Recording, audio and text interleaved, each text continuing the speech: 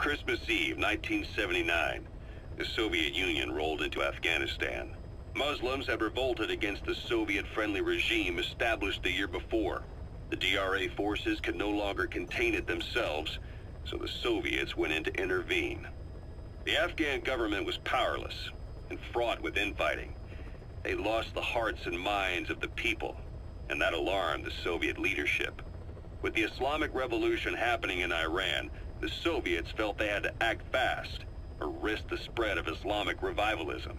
A superpower, sending a motorized rifle division against men on horseback with antique rifles. Everyone thought it'd be over in an instant, only it wasn't. Some Muslims made their fight a jihad, a holy war, and began a guerrilla campaign on all fronts. A war of attrition. These fighters call themselves mujahideen. They're being supported by the West through Pakistan. That's why Miller was involved.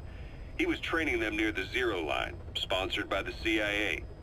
The war has become a nightmare for the Soviet troops stationed here. They thought they'd be headed home in 6 months at the most. Then a year passed. 2 years.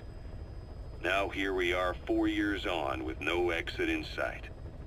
Afghanistan has become the Soviet Union's Vietnam.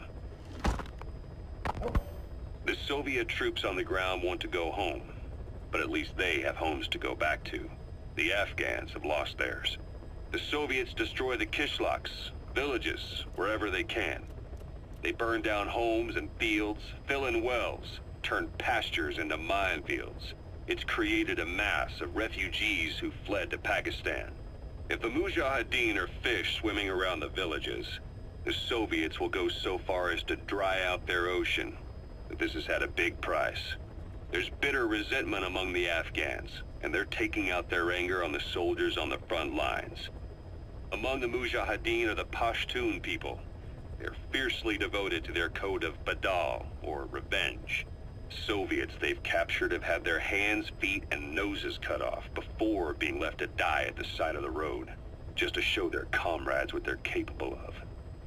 Friendlies who come across them can do nothing but put them out of their misery.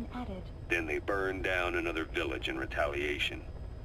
And the cycle of vengeance goes on.